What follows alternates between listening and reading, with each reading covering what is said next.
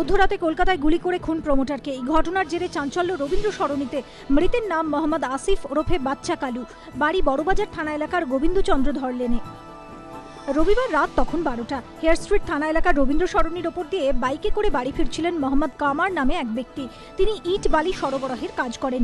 রবীন্দ্র সরণি এলাকায় গুলিবিদ্ধ অবস্থায় মোহাম্মদ আসিফকে পড়ে থাকতে দেখেন তিনি। সঙ্গে সঙ্গে নিজের বন্ধু বীরুকে ডেকে পাঠান মোহাম্মদ কামার। গাড়ি নিয়ে ঘটনাস্থলে এসে পৌঁছন বীরু। তার গাড়িতেই মোহাম্মদ আসিফকে নিয়ে যাওয়া হয় হাসপাতালে। আদনান নামে এক কুখ্যাত দুষ্কৃতী তাকে গুলি করেছেন।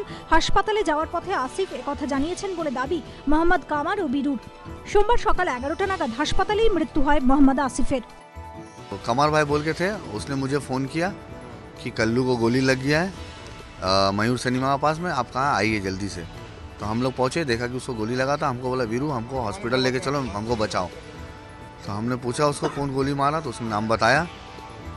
फिर हम लोग उसको लेके आए यहाँ भी पूछा उसको, तो उसने और भी एक लड़का था उसके सामने भी बोला, उनके बिल्डिंग में रहता है कल्लू का, उसके सामने बोला कि हमको अदनान ने गोली मारा। उसको बुला तो ले दिया तो चलो, तो दोस्त था साथ में, बैठकबाजी हुआ उसके साथ। कौन बुला के ले गया? पूरे स्टेटमेंट दिया तो नाम सब मालूम है, तो पुलिस ने स्टेटमेंट नाम दिया तो नाम सामने आ रहा है। हाँ। नाम बल्लू शाहिद। हाँ, ये 3 नाम हुआ है। ঘটনায় খুনের মামলা শুরু করেছে হেয়ার স্ট্রিট থানার পুলিশ। ইতিমধ্যেই মোহাম্মদ কামার ও বীরুর বয়ান রেকর্ড করা হয়েছে।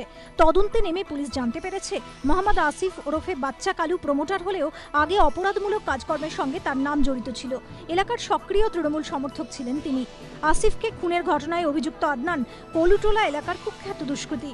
জিজ্ঞাসাবাদের জন্য আদনানের এক সহযোগীকে আটক করা হয়েছে বলে পুলিশের সূত্রে খবর। পুরনো শত্রুতার জেরেই খুন কিনা খতিয়ে দেখছে পুলিশ। এই হত্যাকাণ্ডের নেপথ্যে এলাকা দখলের লড়াই থাকতে পারে বলেও প্রাথমিক তদন্তে অনুমান পুলিশের। ঘটনার পর এদিনই হেয়ার স্ট্রিট থানায় আসেন ডিসি সেন্ট্রাল ডিপি সিংহ।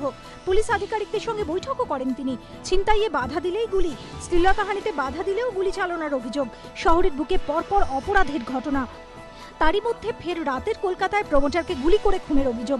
লালবাজার থেকে ঢিলছোড়া দূরত্বে এমন ঘটনা ঘটে যাওয়ায় ফের প্রশ্ন উঠল শহরের নিরাপত্তা নিয়ে।